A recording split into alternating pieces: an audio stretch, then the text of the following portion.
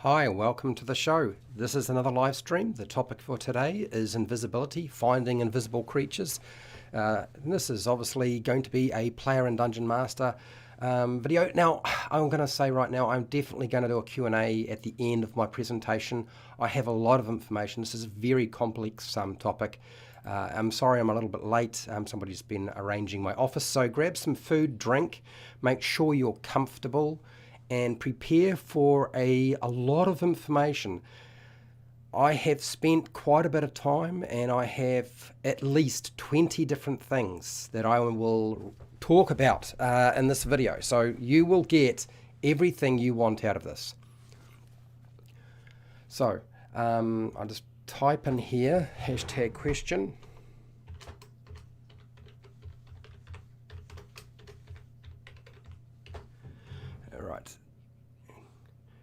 Right, let's do that, and then we'll just click this here. Got that done. All right, okay.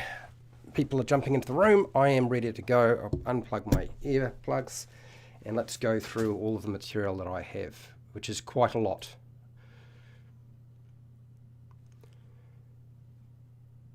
Hi, welcome to HowtoDandD. My name is Fred Wheeler, and today I want to talk about Dungeons and Dragons. Now, the topic for today is invisibility and everything that includes, which is quite a lot.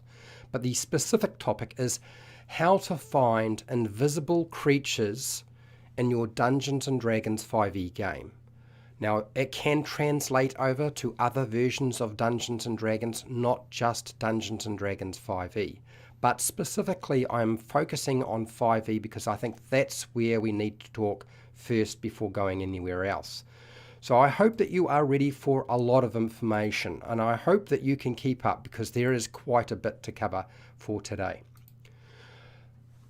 So the age-old question of how to find invisible monsters and creatures and beasts and non-player characters and even player characters, I mean including characters, okay?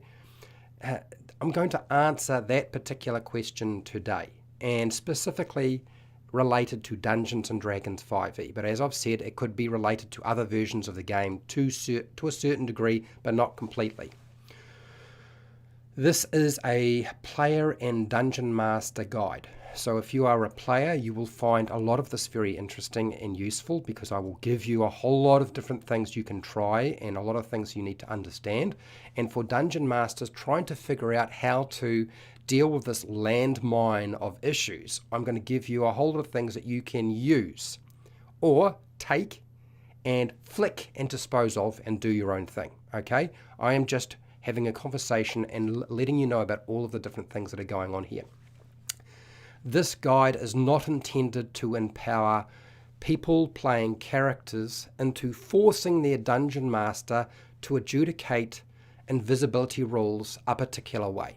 So if you're a player and you're thinking you could use this video and Fred to actually say, okay, Fred said this, there's this video, this is what's supposed to happen, you need to do it this way.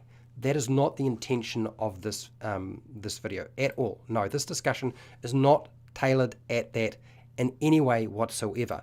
What is it supposed to do? It is supposed to give you as players ways of figuring out how to make this work and to make sure that you understand how to do it efficiently.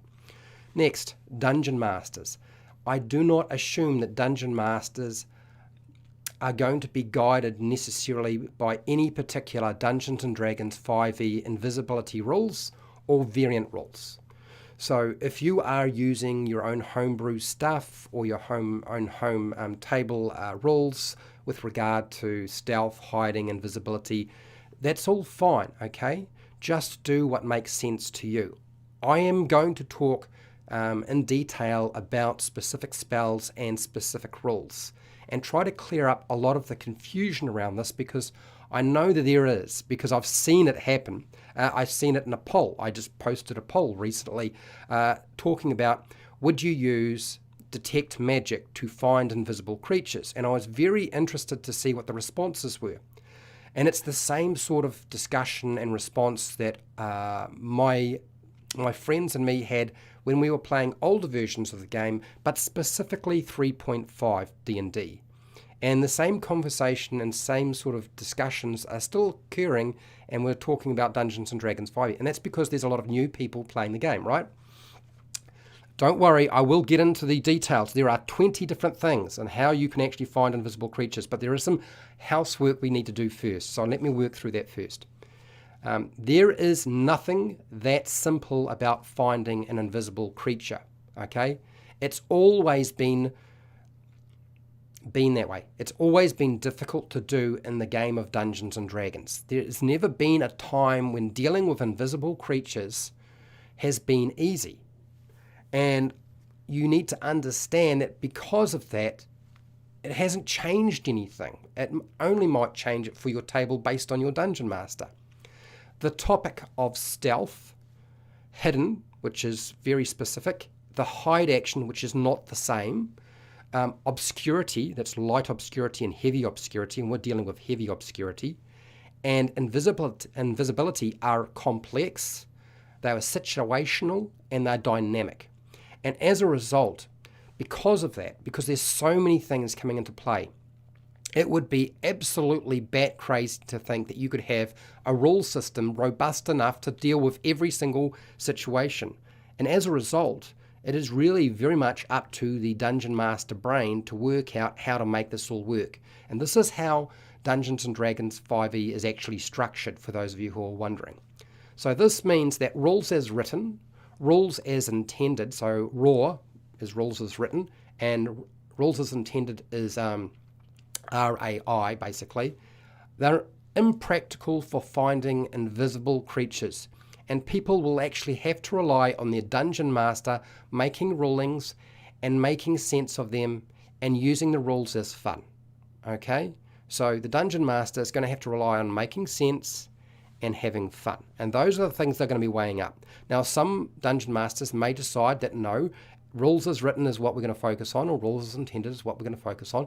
But ultimately, every Dungeon Master will find themselves in a position where they need to interpret the rules.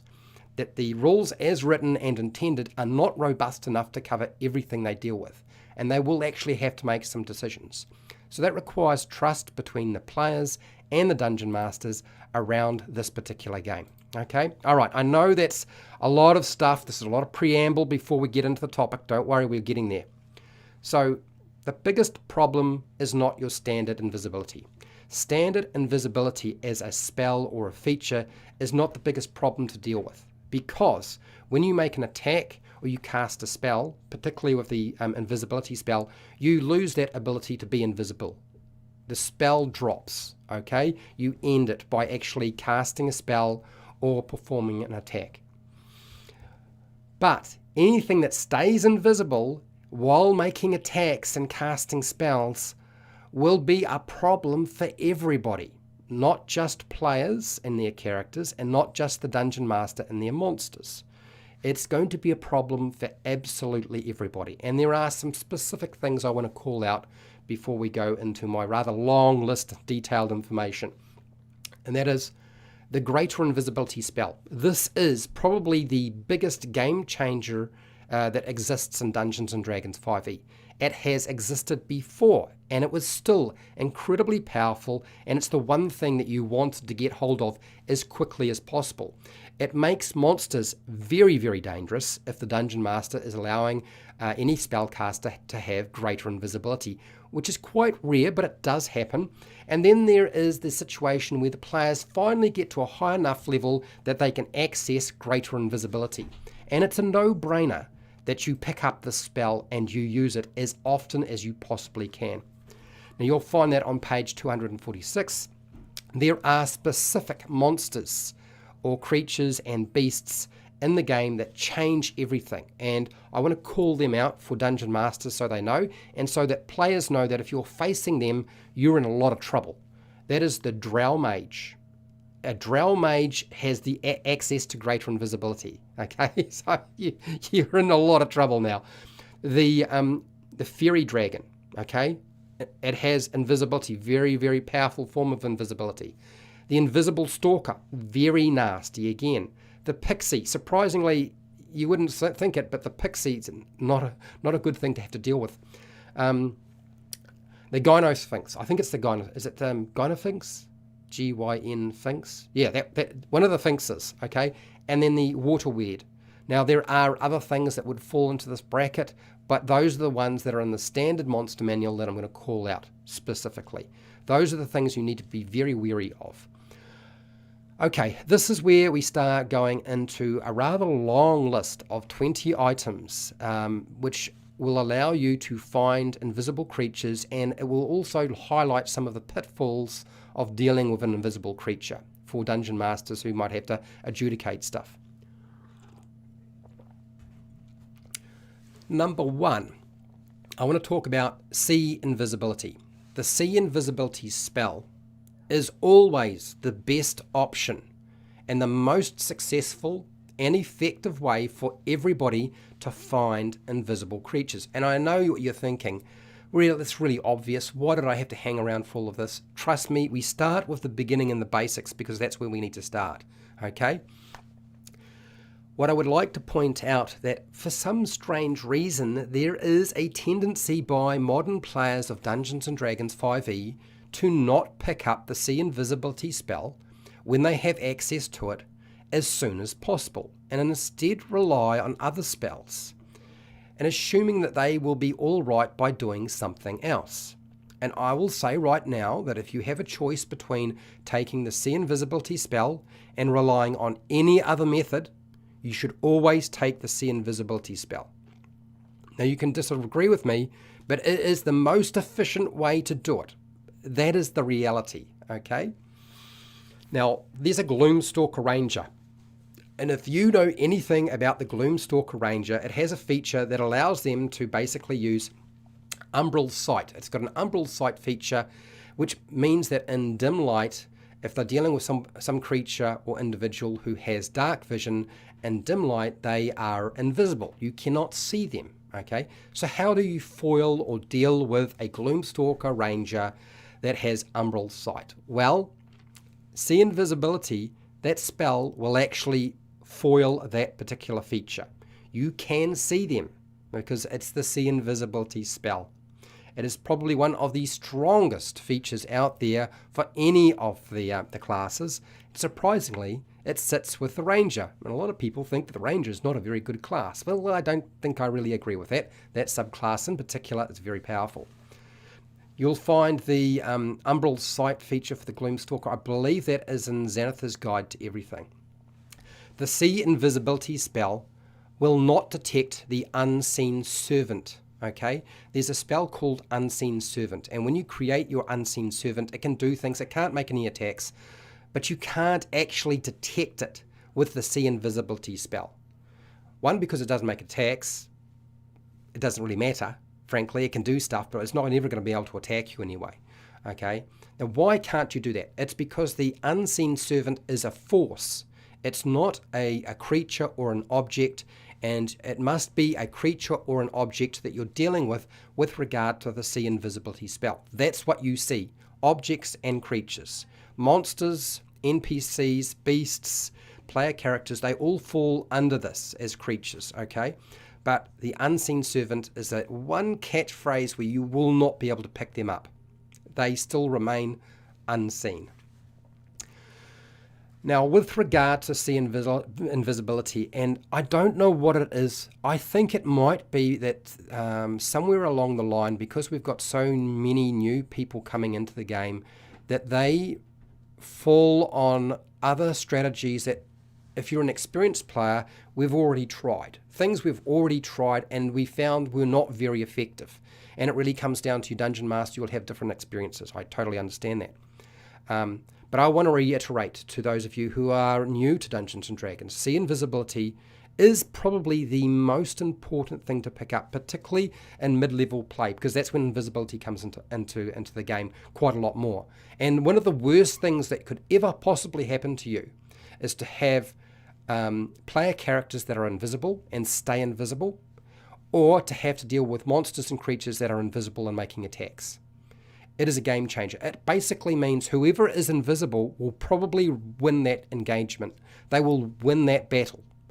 More likely than anything else. They can escape and they can win that battle just because they are invisible. It is much worse if you're dealing with multiple invisible creatures on one side. It is better if you deal with multiple invisible monsters and creatures and you've got a character, you're playing a character, run away. Get the heck out of there. You just will not have time to even cast See Invisibility and some other spell to do anything effective. Get the heck out of there. All right. Let's start talking about making perception checks, because I know this is going to come up. So I've broken up making perception checks into 3 parts, because there are probably 3 parts to this whole thing. First off, don't rely on any kind of active perception check or a passive perception score or check, or think that you can know an invisible creature's location with no dice roll. I know this seems to be floating around the internet and the community. There are people who are talking about, how you can do this a particular way and you don't need to make a perception check, passive perception, active perception check. In fact, you might not have to make any kind of roll whatsoever, and you can still find invisible creatures. The situation where that might occur is very, very, very slim. It's so the context for that and the situations that will arise are so few, and just don't even go near there, okay? Please just leave that one alone, and trust me, you've got to have a better solution than just relying on that. There are a lot of incorrect fictional rules references that I've seen, quotes and personal interpretations that have really been included into finding invisible creatures. Whenever you talk about it, I see people who incorrectly create fictional quotes that are references to books, and they don't exist. They literally do not exist. I've seen people quote things that apparently exist in other locations, not the player's handbook, and they don't exist either. And then they have laced it with their own personal interpretation about finding invisible creatures. So this is one of the things, this is why I'm saying do not rely on passive perception checks, or no dice roll, because it's not going to work, okay? Your dungeon master is ultimately going to make the final decision, not somebody on the internet, and not me or any other YouTuber. Okay, perception checks to notice visible disturbances created by an invisible creature or monster is an action. So to actually do so, to make a perception check in combat when you're fighting your invisible monster or creature, whatever it is, that's an action in combat, which means if you use your action, you can't do anything else unless you have another action. And I'm not talking about a bonus action. I'm actually talking about you'd have to be like a fighter with action surge. So that means that if you do this, by the time you've located, if you are successful in finding that invisible creature, they have time to move and change their position, so you won't necessarily know where they are. And then you've got to go through the process of making another perception check to vote and to notice any kind of visual disturbances in your environment. Not only that, you have disadvantage when you are trying to perceive an invisible creature, because they count as heavily obscured. So there is a section in the book, I believe, page 183 and 291, where you'll find the heavy obscurity rules, and you'll also find a section on what happens with perception checks around that. You have disadvantage. That means a passive perception is -5. That means if you're making an active roll to try to perceive them with your action, you roll 2 dice and you take the lowest result. That means that you are already on the back foot. Okay, you are very unlikely to find traces of invisible creatures in a pitched battle, okay, with multiple foes. That's because there's a lot going on. There's a lot of movement. The trying to track footsteps in a pitched battle, there's probably footsteps everywhere. You wouldn't even know where they've stepped.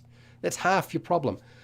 But still better, a better situation is the solo fight. When you're dealing with a solo creature or a solo monster or a solo character, then you've got a much better chance of actually being able to focus on that one target and find disturbances in the environment, okay?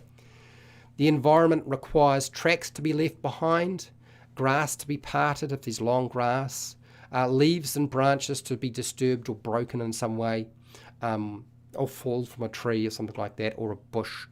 Dust, dirt, even the falling of rain or snow might be able to indicate where the invisible creature is.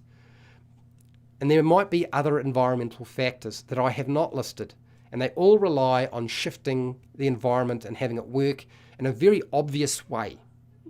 Okay, if it's not really obvious, if you're not in deep snow and the invisible creature is not stepping into deep snow, you probably wouldn't need to make a perception check to see that there is a big, huge footprint that's just been made in one place. Okay, because if the snow is deep enough, it wouldn't even need to come into play. But this is something dungeon masters have to use their brain to figure out, right? If you're dealing with something like solid rock or stone or a brick floor or a dungeon location or hard ground, you would probably see no footsteps. So therefore, there's nothing to actually see that's been disturbed. So it's actually not a simple situation. There's too many things coming into play. And again, it uses up your action. Okay, let's go on to what about making a perception check to hear? You're listening. You're hearing that invisible creature as it moves. It's still an action in a battle to do so. So you've got to use your action to do it. There's a lot of noise taking place usually in a battle. There's a lot of clashing of metal in a rowdy combat of any kind. So that means that pinpointing the location of an invisible creature's location is actually unlikely. Okay? You're probably going to hear absolutely nothing because of the din going on. You guys know what I'm talking about. If you're in a loud enough environment and somebody's making noise at the other end of a rugby game or a soccer game or a sports game of some kind, you can't hear them moving around. There's too much people yelling out and making noises and bodies clashing together. So it's you're not going to hear nothing, okay? But if you have a quiet environment and you're dealing with a solo monster, that's a situation where you might get a general idea of the invisible monster's location. But that's going to be determined by your dungeon master, okay? So quiet environments are good. Solo monsters are good because you may be able to pick up where they are. Again, the problem is that once you've used your action to make the perception check, they can move and change their location, and then you don't know where they are again. Now there might be differences to this, but you might be dealing with a monster or a player character who's in heavy armor, and so that they're rolling their stealth check with disadvantage. Okay, because they're making so much noise. But you're also rolling a disadvantage with your perception check. So it's kind of cancel itself out to a certain degree. I know a lot of people think, well, that means it cancels itself out, so we don't need to worry about the disadvantage and the disadvantage. No, they're on two different dice rolls. You don't cancel them out. Okay, all it means is, in all likelihood, there's a good chance that whoever's trying to perceive that creature won't hear them, and whoever's trying to hide from them probably won't be able to hide from them. So don't eliminate the disadvantages on both those rolls. That's not, just leave them as they are. They are separate dice rolls performed by different entities. The only time you cancel out having multiple disadvantages, okay, is if you have two circumstances where there's disadvantage on the same dice roll, and you're not doing that here, okay? Next, what about a perception check to smell an invisible creature? This is still an action in combat and runs into the same problems as before, but only creatures with, say, the scent trait. There are some monsters and creatures that have the scent trait. They can smell. Their sense of smell is very, very good. That's how they work out where everything is. They are much more likely to be able to get the exact and correct position of an invisible creature if they have the scent trait.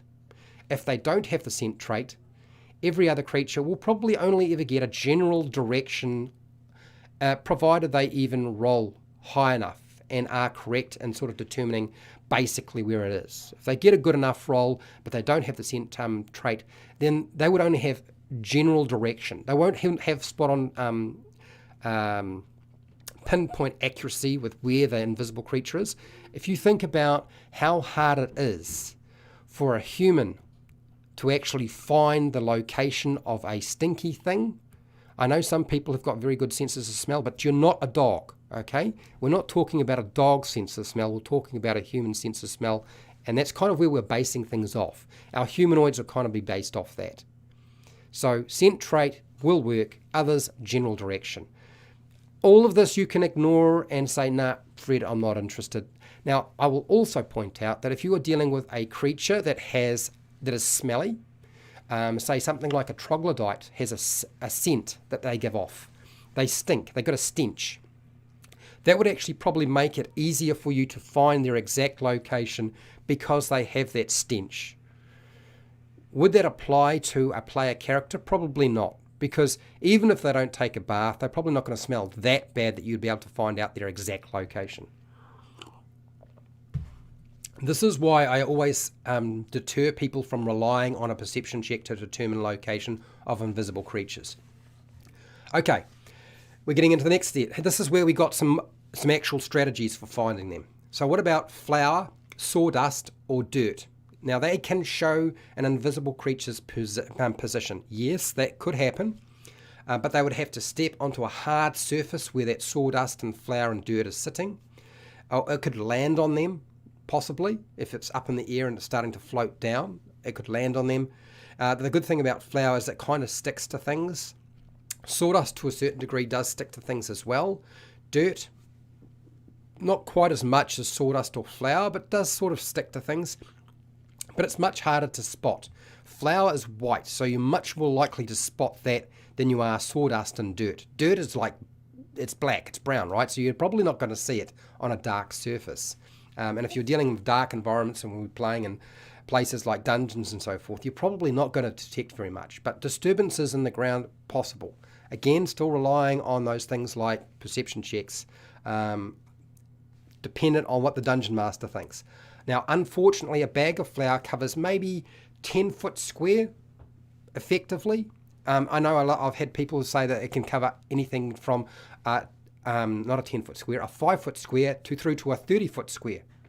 I think a 30-foot square worth of flour is not going to be a single bag of flour. I think you're going to need more than one bag of flour to make that happen. Certainly it is possible to scatter a bag of flour over a 30-foot square, but will it be enough to actually show signs of movement by an invisible creature? Again, dungeon masters will have to make those decisions. So you could use this, but I don't think it's very practical.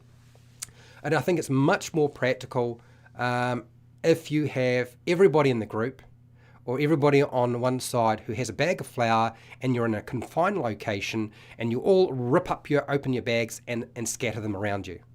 Okay, obviously don't scatter it on the square that you're in or space you're in. Scatter it in a space close to you so that hopefully the invisible creature will be seen.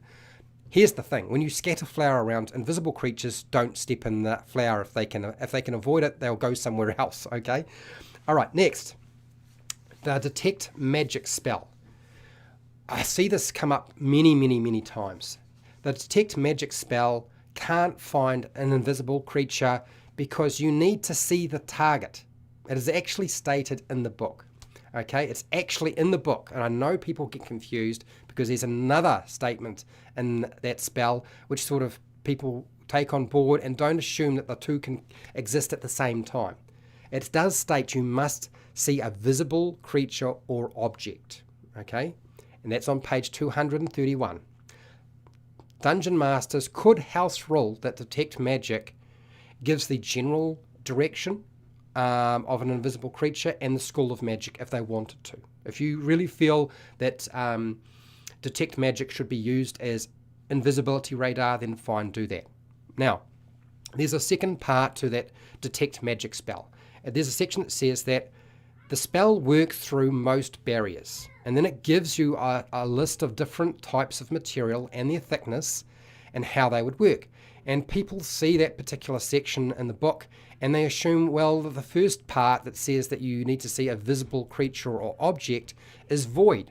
You must be able to see it then, because apparently it works through barriers. What they're not taking into consideration is there are monsters and class features that allow you to see through barriers. You can actually see through stone and rock and steel and wood and things like that. There are also environments that will be built in your Dungeons & Dragons game where you have transparent and see-through rock, stone, wood, iron, all that sort of stuff. That's where that comes into play. So that means that if you're dealing with something where you can see through material, or the material itself is actually transparent, you've still got visible contact. As long as the thickness of that barrier is not too great, you can pick it up. Does that make sense? That's what that's relating to. So you can, it relates to those very specific conditions and that context. The other thing I would like to say is that we've had this argument before. I've played a lot of games, and frankly, I found that we had this argument specifically when I was playing Dungeons & Dragons 3.5, where we tried to use detect magic to find invisible creatures. And the spell was pretty much written the same way as it is now for Dungeons & Dragons 5e. And we had the same arguments, and in the end, we all discovered that really we couldn't use it as a reliable method for finding them because they needed to be visible. Okay, it wasn't invisibility radar.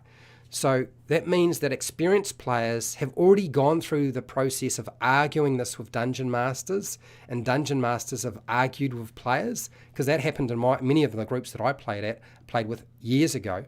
And so if you are new to the game, you're probably having that discussion again, and you'll probably find yourself shifting your understanding of how to do that a couple of years down the track. Because frankly, I think we argued the whole point for quite a long time before we finally got to a point where we realized, okay, we just need to take the see invisibility spell.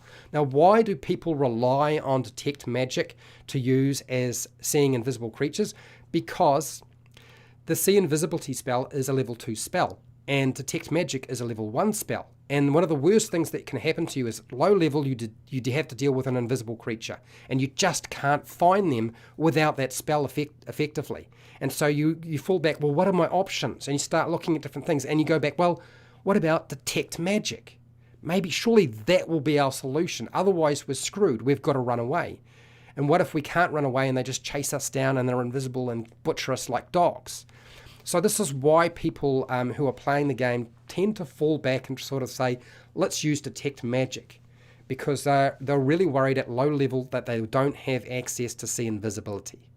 So my suggestion to you as Dungeon Masters, try not to put invisible creatures into your game before they can get access to the see invisibility spell. If people choose not to take the see invisibility spell, that's on them. Really? Okay? All right, so we've done that one to death. I needed to spend a little bit of time on it. There's a reason why I put a poll on my channel talking about the detect magic spell. Next, you can take a rope and then tie a grappling hook onto it, so connect it on, and then swing it around you. Now, whether you swing it above your head, which would be probably too high, you want to swing it around you probably about the mid area of your body, okay, in a 360-degree arc as the character is walking in whatever direction. A straight line is probably the best way. Now, why are you doing this? You're doing this so that the grappling hook and the rope will tangle up, okay, any kind of invisible monster or creature that's within range of the swinging rope and hook. And if you can do that, then you now know where they are. It's a very simple strategy. It uses mundane equipment. It can be effective, but there are some things you need to do for it to be effective and not backfire on you. And that is, the rest of the party need to stay clear of the swinging rope. Not only that, okay, they don't need to necessarily move back. They can just drop prone. That would be fine. The only problem is that an invisible creature can also drop prone or crawl around to avoid your swinging rope from wrapping around them. So it's not foolproof, but there is a chance that it might work. If you can do it fast enough before anybody gives anything away, cool, great. But there is a chance it won't work. There are things you can do to avoid that, okay? All right, next. You can also swing a 10-foot pole and a 360-degree arc around you as the character, again, is walking, say, in a straight line. This is much like the rope being tied to the grappling hook situation. Same sort of things are going to apply. What I would like to say, though, is that do not assume that just because you're swinging your 10-foot pole in a 360-degree arc, that it should be counted as swinging hard enough to actually make a physical attack. You're not swinging it to make an attack that does damage, okay? Because that's not how we fight with a stick or a pole, okay? Maybe some people do, but seriously, no, that's not how. Our intention is not to use the attack action. Our intention is to use the interact with an object action, okay, and then move. And the intention is that the stick will then strike an invisible creature. It won't do any harm to it. All it would do is give you an idea of where they are. Again, they could drop prone and they could crawl under it if your timing isn't right. But the idea is, just with the rope and the grappling hook, the pole is something that you could use. And it's quite long. 10-foot pole is quite handy. And you should have a 10-foot pole in your group. If you don't, what are you doing? What are you doing? I've made videos on the 10-foot pole. Okay, now I know that sounds a lot really complicated, and I know there'll be dungeon masters who'll say, well, because you're swinging your rope in a circle or your pole in a 360-degree circle, you can do that and walk around to try and find invisible creatures. That's fine, but I'm going to count that as an action. It's still an interaction. It's not an actual physical attack. You're not going to do any damage. That's a perfectly reasonable ruling on that. Some actions are going to be a little bit more than just being free. Okay, you might not be able to classify that interaction as just straight off, I get it for free. I might have to burn my action to do that. But it's still useful because hopefully the rest of the party or the rest of your allies now know where the invisible creature is. Another strategy that you can use is you can walk through enough spaces or 5-foot squares if you're using a battle grid that you could possibly walk into or bump into that invisible monster, creature or NPC or character. It is actually a very, very simple strategy, and anybody can do it. And you really don't need to do anything too complicated. And it doesn't require a lot of complex Dungeons & Dragons 5e mechanics, or even mechanics whatsoever. It's pretty simple. If the invisible creature is in that space and you move into their space, you're going to bump into the invisible creature, and it's surprisingly effective, okay? If you have one creature or character who casts haste on themselves, the haste spell, they can move a lot further. So that means that you can pretty much cover a huge area with the amount of distance that you can move with the haste spell. It's quite an efficient way, an effective way to actually do this. So you get somebody else to cast the haste spell, they use their movement, they use their action, and they get the benefit of the haste spell's additional movement as well. And all they're trying to do is walk into enough squares that I hopefully walk into the square where the invisible creature is. Now you can also do this with your party. That means that if you are facing an invisible monster or creature, whether it be a player character or a monster, if you get your allies to all move around in the space, provided they're not already engaged in melee, there's a good chance that they might bump into the invisible creature. So use that strategy. It's actually really, really good and easy to adjudicate. Next, attacking a space with a melee weapon or a close quarter weapon, you're going to have disadvantage against an invisible creature. That's how it works, okay? It's a very ineffective, unless you already know or have a really good idea of where the invisible creature's location is. So if you're already pretty sure of the exact location, it's really not a very effective way to do that. You've also got disadvantage on the attack roll, okay? It also relies on you to guess their location. I don't recommend this as a strategy. I know some people think, well, what I can do is I can make multiple attacks, so that means I can attack multiple spaces to try and find the target. Yeah, maybe. You'd have to have a lot of attacks and you might be dealing with a big space. It's only really going to be effective if the space is like a closet. And you're not necessarily going to be in a closet. So I do not suggest that as a tactic. You could use it, but I don't think it's a very good idea. Next. This is often highlighted and suggested as the go-to. Again, there are some problems with it.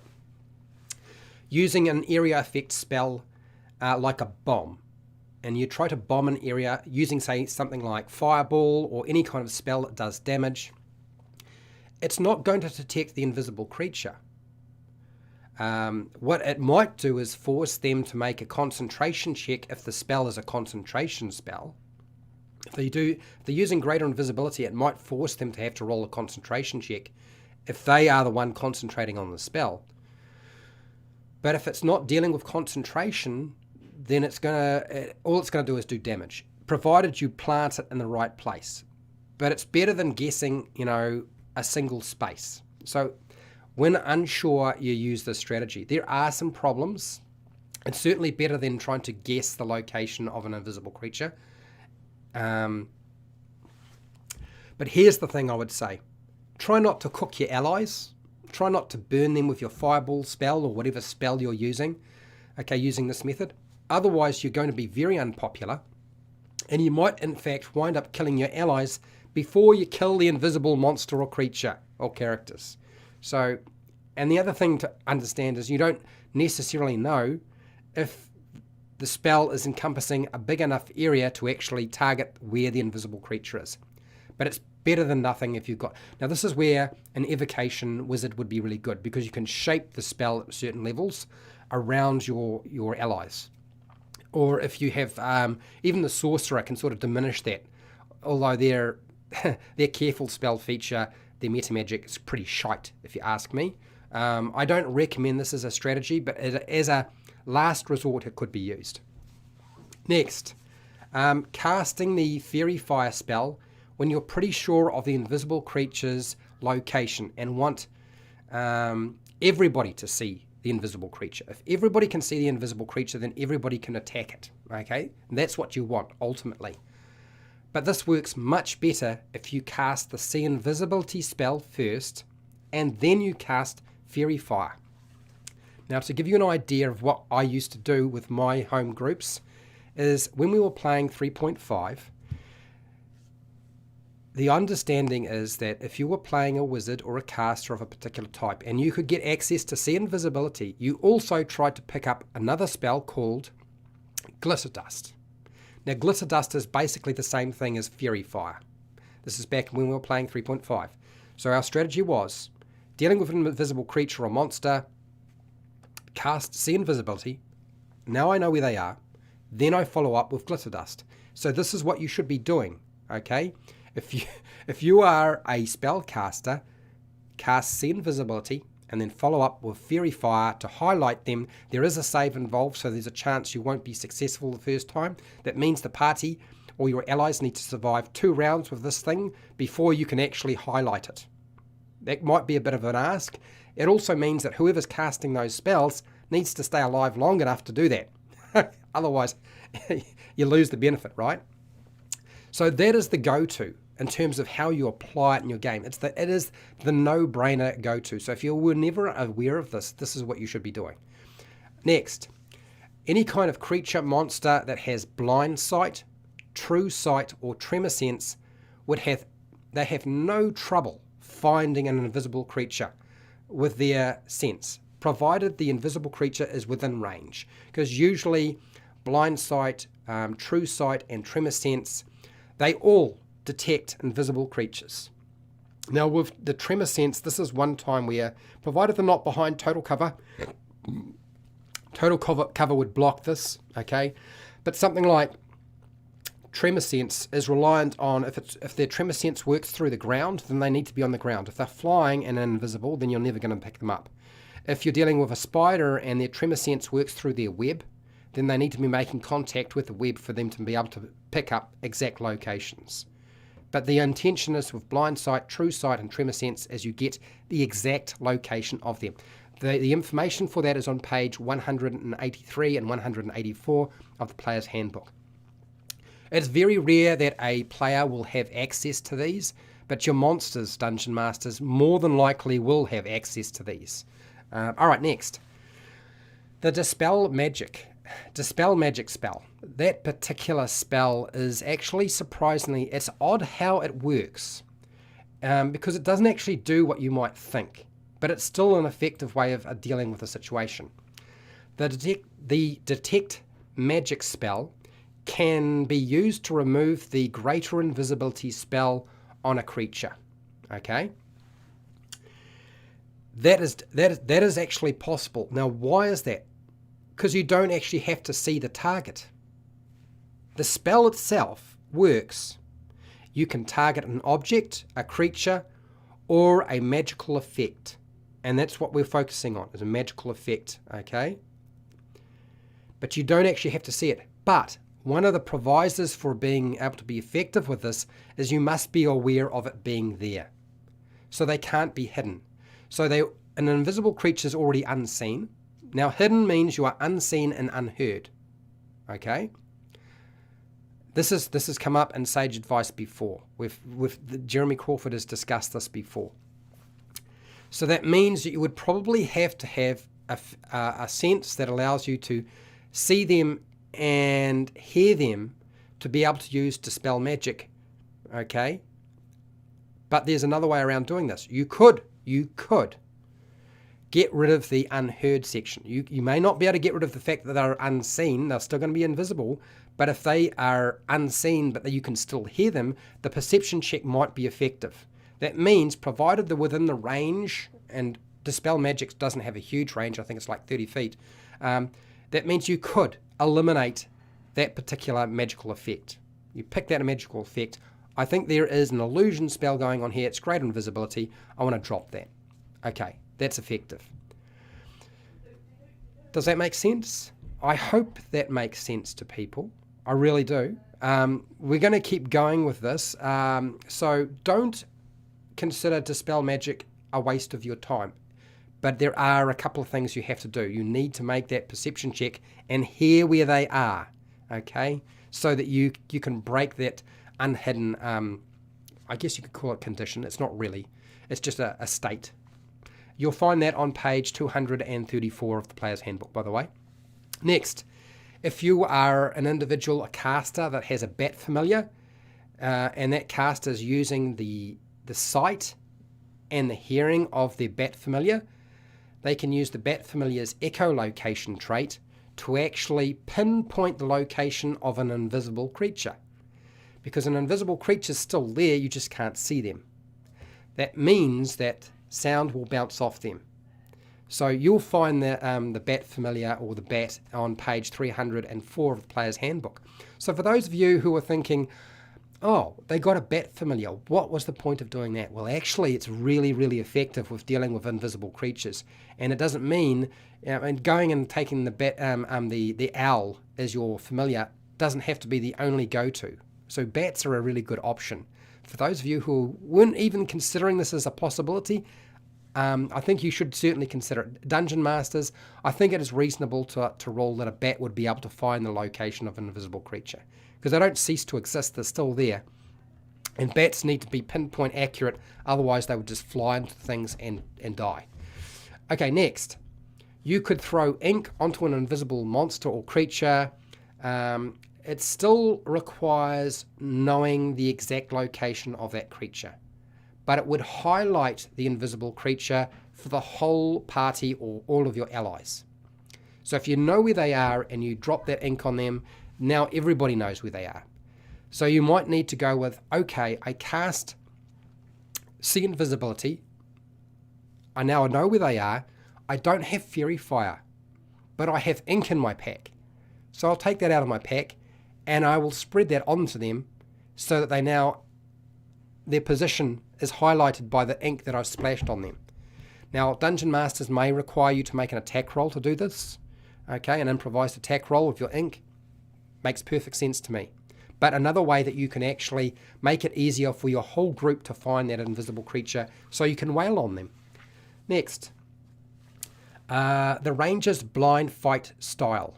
Okay, there's a blind fight style that you gain at level 2. It allows invisible creatures to be seen at a range of 10 feet away unless they successfully hide. So if they take the action to hide, you wouldn't be able to use your blind fight style on them. Okay, so but they've still got to burn their action to do something like that usually. unless they've got a specific ability that allows them to do it with it being a bonus action or something else. You'll find that in Tasha's Cauldron of Everything on page 57, the blind fight style. It actually talks about how to do that. So that's one way of finding an invisible creature. But if they are not using the hide action, and they're just unseen, okay, then basically you can pick up where they are. So what this feature is relying on is if they make a take the hide action, they are relying on hearing the creature or possibly smelling the creature, okay, depending on what you are. So that's what it's relying on. I would like to point out, though, that there's another proviso you need to understand, and that is to actually be hidden in Dungeons and Dragons, you need to be unseen, invisible creatures unseen. Good, got that first one. But you also need to be unheard. Now, to be unheard and be completely hidden, you cannot move. You have to stay put. You can't move because you would still make, even if it's a small amount of noise, you're still making enough noise that you would only fall into the condition of being, of hiding, not being hidden. Hide and hidden is more powerful than hide. Hide means you're unseen. Hidden means you are unseen and unheard. Okay? So for a creature to avoid the blind fight style, they would actually have to stay put and not move and stay invisible at the same time and make their check and roll high enough to be successful. Does that make sense? Okay, all right. Here's one you guys probably didn't even think of, and I was quite shocked myself. And that is the AntiMagic Field spell can temporarily shut down spells like Greater Invisibility and Standard Invisibility. Okay? It can also shut down the invisible trait of a creature or a monster if their invisible feature doesn't have, as long as the words in the creature or monster's invisible trait or feature states that it is magic or a magical effect. Okay? If the wording for a creature or a monster that's invisible states that it is magic or magical, then you can use AntiMagic or the AntiMagic Field spell on them, and it would be effective. If you have a creature, and there are quite a few that state that they are invisible, but it doesn't say anything about magic or magical in the description of that feature on the stat block, then the AntiMagic Field spell will not work. Does that make sense? This actually goes right back to Sage Advice. There is a section in there that talks about that. You'll find the AntiMagic Field spell on page 213 of the Player's Handbook. Now, the problem with the AntiMagic Field spell is this is only a 10-foot range with the spell. So invisible creatures who are attacking at range, making ranged attacks rather than melee attacks, would probably still be very troublesome. It is not going to be super effective unless they are getting up close in your face, okay, and attacking you at range, at close range. So I would, and it's a very high level spell. It would be kind of silly to use AntiMagic Field when you could use See Invisibility. I would not understand that. AntiMagic Field is like a level 8 spell, and See Invisibility is a level 2 spell. Right. Next, there's another spell we need to talk about, and that is the True Seeing spell. Gives the target who gets the spell cast on them True Sight. And as we know, True Sight allows you to see invisible creatures. Voila. So that's on page 284. Another way that you can effectively find them. Now, the problem with the True Seeing spell is it's a lot higher level than something like See Invisibility. But there are obviously some benefits to picking up something like True Seeing because you get much better sight to a large degree. There are a lot of other things that you can pick up. Okay, so it makes sense. There is a reason why that spell exists. It's more powerful than See Invisibility, basically. So those are all the options that I have for you, whether you're a player or a dungeon master, and all of this is going to apply to your monsters and your player characters. But there are a couple of things that I want to highlight, which I was rather interested by, because there's a lot of other things going on here. And I am sure that I will have annoyed a lot of people, and there's going to be a lot of people who disagree with me. But I've done a lot of research. I had a lot of discussions with people.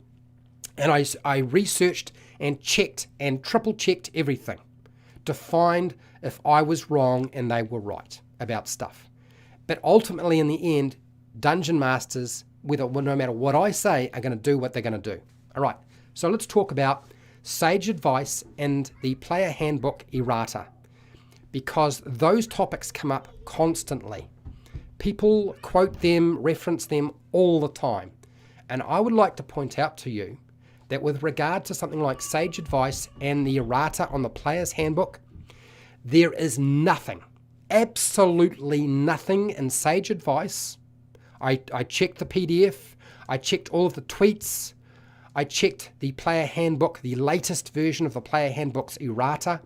I have the latest version of the player's handbook. Okay, it is not out of print. It has exactly got the same wording as well as the errata that's most current for the player's handbook. And I found nothing that refers to invisible creatures or hiding. Things around adjudicating and dealing with the concept of hiding and invisibility, they do not exist in sage advice or errata. And I can assure you I triple checked that. So this is what I have to say. It is funny that yet there is nothing in any of those documents, and people reference them and quote them constantly. This is true. So if you're a dungeon master and a player, please pay attention, because people reference them all the time, but they don't exist. Yet people on the internet have quoted sage advice. They have quoted errata by taking a section of the rules out of context, and then they will take that section and attach their own interpretation, their own personal interpretation of that one section of text out of context. Or they will incorrectly quote a section of the player's handbook, or supposedly these sage advice and errata sections that don't exist. They will quote them as rules as written. Very rarely do they put them down as rules as intended, but I usually see rules as written, as raw. Many aspects of finding invisible creatures are laced in discussions that are all about personal interpretation, which is fine, because that was the intention of the designers. Ultimately, it was the intention of the designers that the Dungeon Master figure out this hodgepodge and rather complex situation, because you can't build a mechanic system to deal with it. So don't think that anybody that has anything on the internet, including myself, is right about how you should do things, because it is up to you, Dungeon Masters, to figure out how to make that work. If it makes sense to you, that's what you do. All right, so when people quote these things, they do not exist. All right, next. There is a conversation. Jeremy Crawford did have a video conversation about invisible creatures, stealth, hiding, in a YouTube video on Sage Advice. I think it was Dragon Talk. There was a conversation around this topic. I have not been able to find that video. Okay, I do remember watching it, and I do remember thinking, oh, we've got a bag of worms coming. But most of what he said that people reference in that video is taken out of context, and it is not documented in writing anywhere. So even though he had that verbal conversation in that YouTube video, it never made its way to Sage Advice. It never made its way to Errata. It never made its way to any kind of documentation. Okay? It is just a verbal discussion. Now, I want to say basically what Jeremy said in that video. And I may be incorrect in what I remember him saying, but I do remember him saying something like this. He said that it is kind of assumed that if you are dealing with an invisible creature, that you could, and I say could and can, not would, could and can, basically know a creature's location based off footprints and the noise that it makes. But he then did reference that making a perception check may be involved. That would be up to the Dungeon Master to determine. Because one of the things that the player's handbook states, and he said this too, is that the very first statement is the Dungeon Master determines whether something can hide or not. Okay? The Dungeon Master decides whether something is unknown, unnoticed, you're unaware of it. It is on them to deal with that. Okay? He did then say that to make your life easier, it might be easier, since invisibility is so powerful, that you may want to adjust that and assume that even though the creature is invisible, you basically do know its location without having to make a perception check if you wanted to do that, and you could possibly hear them or see footprints depending on what makes sense to the Dungeon Master, and they would just have disadvantage when attacking them, and that's it. But then he says after this, but ultimately in the end it is up to the Dungeon Masters to decide how that will play out at their table. He suggested it as a way of making the game easier, because invisible creatures are not easy to deal with or adjudicate. That was the gist of the conversation that I remember. And I knew when he said that it would be taken out of context. So I'm giving you the context that I remember. And you are welcome, if I ever find that video and can reference exactly where it is, then you can watch it yourself. Okay, that's basically what he said. Now, there's another thing you need to also consider with regard to Jeremy Crawford. Jeremy Crawford is also biased towards the biggest consumers of Dungeons & Dragons 5e, which are players playing a character. So he would want it to be easier for them to find invisible monsters without having to use the See Invisibility spell. But it does make sense to just pick up the invisibility spell and stop trying to be cheap. Just do it, okay? That's one thing I would say. Jeremy is always going to be looking at ways to just move the game on. And sometimes dealing with invisibility is really difficult. Now, there's another thing I would like to point out. And this is almost the last thing I have to say. Almost the last thing. I have something really important at the end to say, though. The only person's opinion that really matters is the Dungeon Master running your game at your table with regard to how they adjudicate how invisible creatures are managed. With everything that I've said and with everything that you see on the internet, it will only ever matter about how the Dungeon Master decides to rule it, which is why I've given you multiple strategies for finding invisible creatures. And I've said the best way is to just get See Invisibility, the spell. Okay? Everything else means nothing. It is actually less than useless to you. Less than useless. It's probably not even worth your time. I always say, always try different things and see if it will work. And if your Dungeon Master says yes, excellent. Okay? Excellent. And as Dungeon Masters, you need to sort of have some idea about how you're going to deal with this. So this is one big aspect of higher level play, is understanding how to deal with invisible creatures. And if you haven't decided how you're going to roll for this, then start thinking about how to deal with this, because once you get to about level 5 or 6, you're going to start seeing this sort of thing popping up in your game. Okay, what happens if I can't actually detect or find an invisible creature, monster, NPC, beast, or player character? How do I deal with this? Spells like Darkness and Fog Cloud, they can be a desperate attempt to create cover from the invisible creature, from their attacks. If you can't see them, then you want to blind the invisible creature as well. And if something like Darkness and Fog Cloud, which creates heavy obscurity, can do it, and they can, and Darkness creates heavy obscurity, then you can now hide within that space and they can't target you. That means that everybody, okay, those who are invisible and those people who are invisible, they all get a disadvantage on their attacks, and they're all having to play a guessing game about where everybody else is. And that is one of the strategies that I would suggest is actually going to work pretty well for you if you have nothing else at your disposal. Sometimes the best tactic is to blind everybody in the combat if you can't find the invisible monster or creatures. Now, I hope that this was useful to people. I hope that I've given you enough information. I have already done a bucket load of videos on how to use the hide action in combat, out of combat, how to use stealth in your game. I've done all of those sorts of videos. There may be 5 different videos that I already do and put out that cover all those sorts of topics. Does that make sense? So if you found this useful, fantastic. Thank you for watching. I know this is a long video. I know it's very complicated and confusing.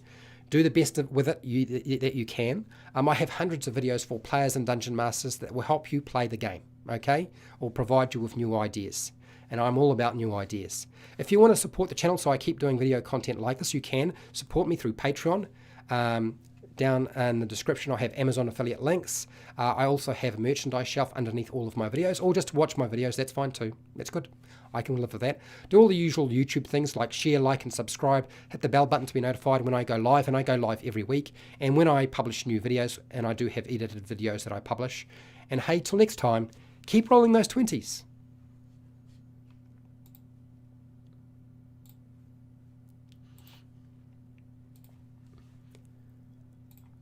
Okay, Q&A time. This is when you guys need to be very fast, because I will go through the Q&A and the questions and answers and the feedback that people have very, very fast. Very fast. I'm not going to muck around. So please, hashtag questions so I don't miss you. I will try to go through everything. Hi, Fred Daniel. How's it going? From Raining, Indiana. From Raining, Indiana. Okay. Overboard DM has a YouTube channel. Hi Joe. He deals with terrain, miniatures, and reviews. You should check him out. He does a lot of very unusual stuff. You're driving across the country. You be careful while you're listening to me. You just left Indiana, heading for Alabama. Oh, nice. Okay. Fred Daniel, how's it going? Overboard. Okay, yep, drive safe. Jasper. Hi, Jasper. Okay, so I never should have let my players take the Thunderclap spell. Ah, I'm assuming you're going with the concept that the Thunderclap spell targets a space, not a creature, and therefore they can use that to sort of mess with things. I think that's what you're trying to say. Hello, Luke. How's it going? Luke Miller. You've got an O there. So if I said something that has upset you, or you helped figure something out. Okay. All right, Luke, what do you got here? Yeah, I figured it was the owl or suck. No, actually, the bat can be very effective in the right situation. You want the owl if you want to get advantage on any kind of attack, because it can use the help action, your owl. Okay, it can't make an attack, but it can use the help action. I've done a video specifically showing you how that works. I assure you it is correct. But yes, the bat is another option. And certainly at higher level play where you're dealing with invisible creatures, you'll be surprised just how useful that will be, Luke. Okay? All right, what else we got here? Polly Underlay. Polly Underlay. Wow. Okay. Hello, Polly Underlay. Okay, you're a bit late to the game. That's all right. You can always go back. The live stream will not go unlisted. It will stay public. I have decided that this stuff, you guys will go back and reference in the past, and hopefully it will be searchable because I've put a title and it makes sense, and I've done everything in the description so you can find it again, okay? Okay, so what have you got here? Luke, if using bat as an action, can you see through your familiar's eyes and hear what it hears? Yes, you can. Yes. See, this is the thing, is you can see and hear through the bat. Find familiar. Just give me a second. I'm sure I can find the spell for you. Find familiar. If. I wasn't expecting to have to reference this, but I make sure I have the book open when I talk about it so I don't get myself, I don't quote anything incorrectly. Find familiar, which is on page 240. Okay, you gain the services of a familiar spirit, Okay, and it lists bat as one of them, and the owl, and the bat is the one we're interested in. So your familiar acts independently of you, okay? So that means that it has its own action, movement, okay, interaction, stuff like that, and potentially its own reaction. Does that make sense? But since reactions usually are reliant on opportunity attacks, you're not necessarily going to get the full benefit of that. Okay, so it rolls its own initiative, and while your familiar is within 100 feet of you, you can communicate with it telepathically. Additionally, as an action, you can see through the familiar's eyes and hear what it hears until the start of your next turn. So in other words, this is probably better than making a perception check as an action, because your bat will actually be able to figure out exact location. Okay? And once you've got exact location, provided they don't move before you do something again, you can potentially do something to highlight them. Does that make sense? Or at least communicate to everybody else where the invisible creature is, which is why I've talked about the bat. And I have to thank the community. The community, not just me, I did a lot of research, and trust me, I had to work really hard. But there were people on the community on Facebook who really helped providing with a lot of these ideas and suggestions. And some of them were not going to work, and some of them were quite clever. And other people, I have to thank even the people who were incorrect and flavored things with their own interpretations, actually helped me construct this, because I then forced me to go and look for that information and sage advice in Errata. And I have to thank them specifically, because I was shocked, because I honestly thought that they might be right, only to find that the things that they were quoting did not exist in any of those documents. So I have to really big thank you to them. Okay. Next. What do you got here, Luke? So could only pinpoint the invisible creature and not hit them. Yeah, that's right. But here's the thing. What you do is, once you've pinpointed their location, is you go up, if you can, go up to where they are, and you point and you say, they're right here. It's not a good idea to point at where the invisible creature is at a distance, but you go almost right up to them, or right up to them, and say, it's right in front of me. And then the rest of the party moves in and then attacks. Okay? I think you would probably be pushing your luck to be able to pour an ink vial on them. So just something to bear in mind. It is not a foolproof method using a bat. That's why I say invisibility is a better option.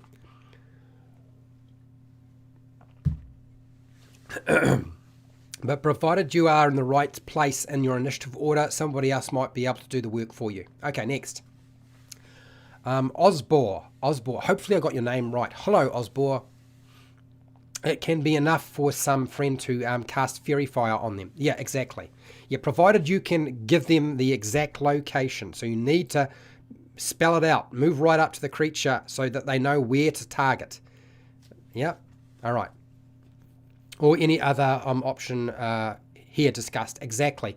Yes, that's right, Osbor. Absolutely. There are a few other ways you can do. Somebody else could come up, and even if they can't cast Fairy Fire, they might be able to pour ink onto the space where the invisible creature is. Yes, there might be disadvantage on the improvised attack that the Dungeon Master applies, but it's still a better chance than nothing. Okay? All right, next. John H., hello. No one should be able to read this sentence because I'm lurking invisibly. Josh, okay, all right. The Mandela effect. Okay, I see that. Okay, so what do you got here, Luke? So we're going with, if there's an invisible creature but it's moving in combat, you can just hit it with disadvantage. Well, you could do it that way, but that is actually not necessarily the intention. There are a lot of things coming into play, as I've said.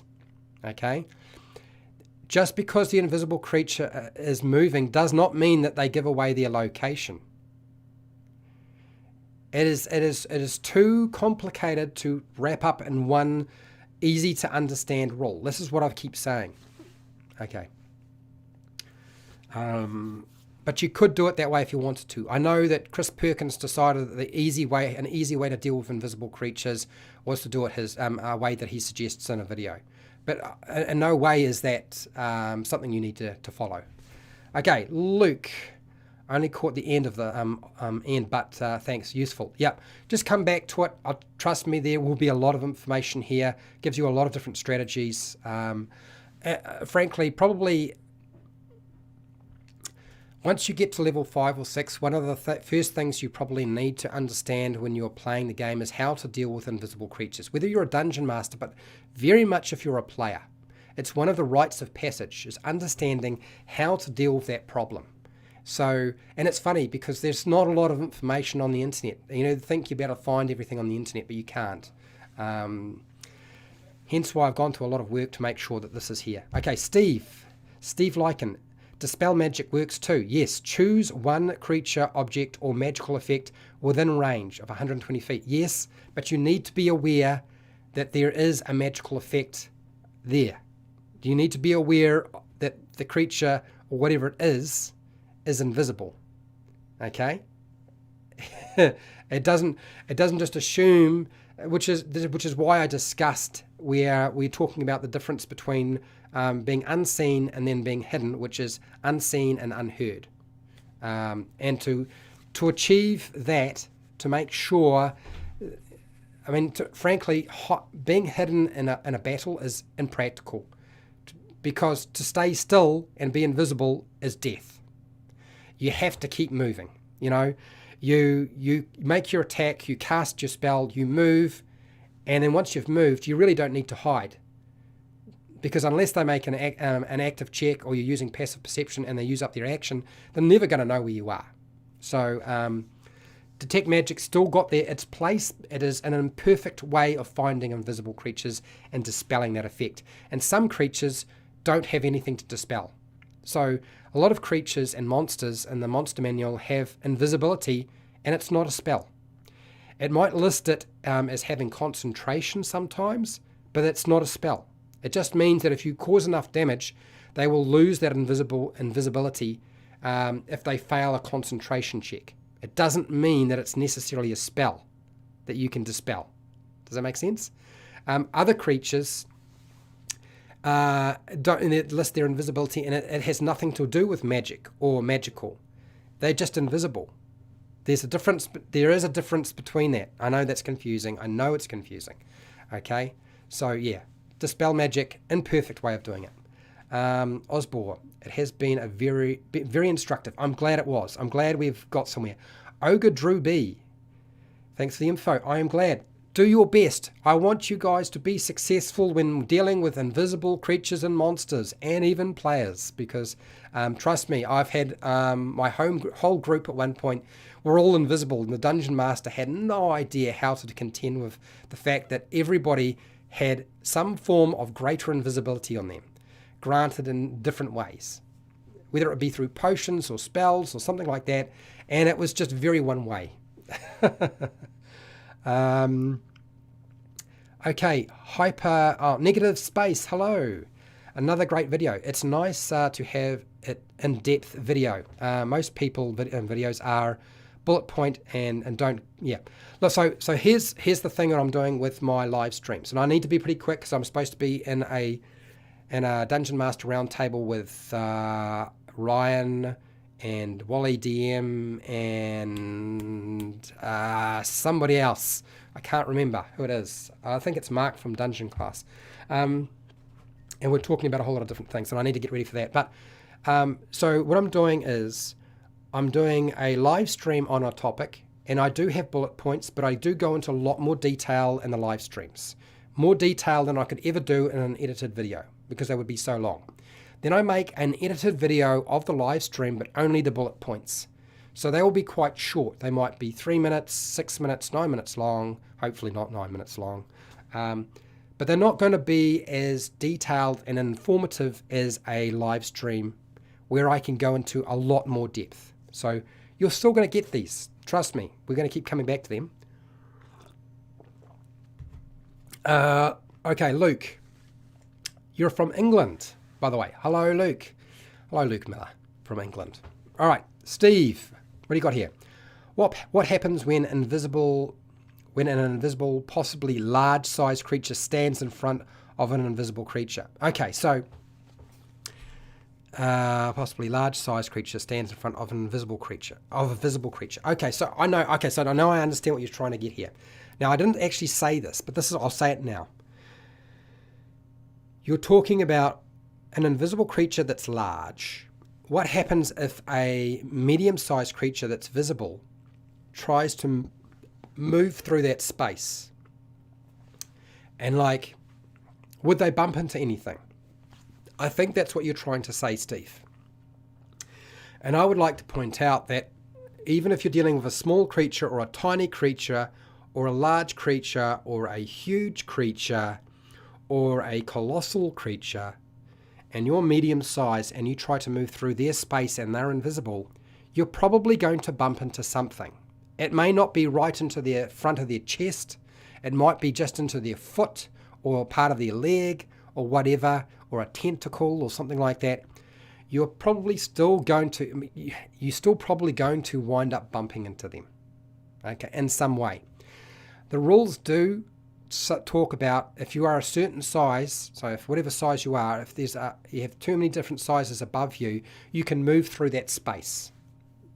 Okay? So the rules do talk about that. But in no way does it say that you would not make contact with that creature. You can just move through that space. Does that make sense? But then if you're the dungeon master, you could decide, if I have a large creature that's invisible and a medium-sized creature, I'm going to just say, well, they're so large and so tall that they just go between the legs and they never ever make any contact with them. That'd be a pretty rough and brutal ruling, but you could do that. You could do that with a huge creature that's invisible if you liked. But the chances are, in some way, you're going to bump into something. And I know you're going to say, well, what about the other way? What if they're so small that they take up so little space? That 5 foot square, they take up so little space. You're probably still going to brush against something. I'm going to say the same thing. But ultimately, it's you as a dungeon master who will have to make a decision. And if you're not the dungeon master and you've got a dungeon master, they're going to make that call. Okay, next. DA attack on the... what's a DA attack on the invisible creature? Because they're providing likely full cover to the not invisible creature behind them.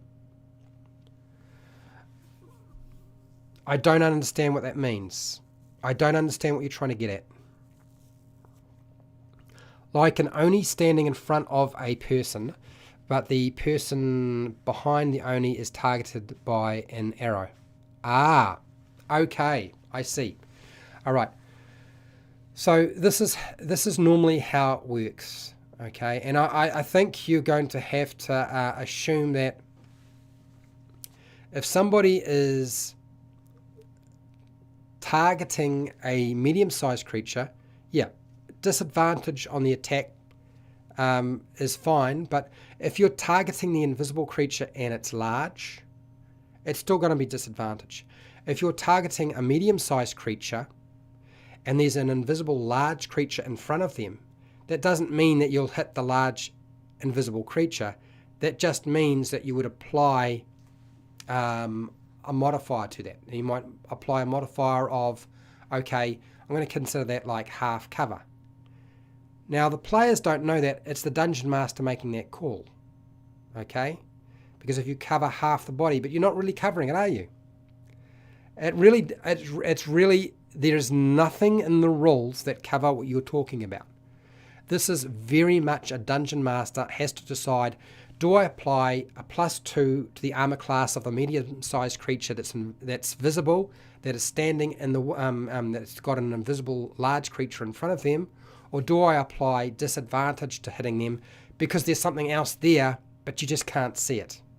Or do I roll that there's a chance, whatever that chance might be, and I use a percentile dice or whatever, or a 6-sided dice, there's a chance that the shot might hit the invisible large creature with disadvantage rather than the medium-sized creature that's behind the large creature. But ultimately, there's a chance that both might be struck. It could go many different ways, and there's literally nothing in the rules that will help you deal with that. You just need to dungeon masters, how you'll deal with that. Does that make sense? Abbreviations. No, that's right. I get it now. Disadvantage. All right. So disadvantage attack on invisible creature because they're providing like full cover to the not invisible to the not invisible creature. Yeah. Well, they're not. See, a large creature doesn't provide full cover to a visible medium-sized creature. There's always a chance that you'll strike them. Does that make sense? Okay. All right. So Ogre Drew, running my first campaign, lost mine of Fendelver, and was planning on using assassins like, yep. Yeah, I understand. So you can use the doppelgangers that use invisibility. Yep. Yes, I'm sure it will be. And I did a video on the doppelgangers for the Lost Mine of Fendelver if you haven't checked it out. And maybe that'll help as well. Okay, hello Nick, how's it going? Disadvantage on the attacks. Like that would be a cool way to tip the players off to an invisible enemy.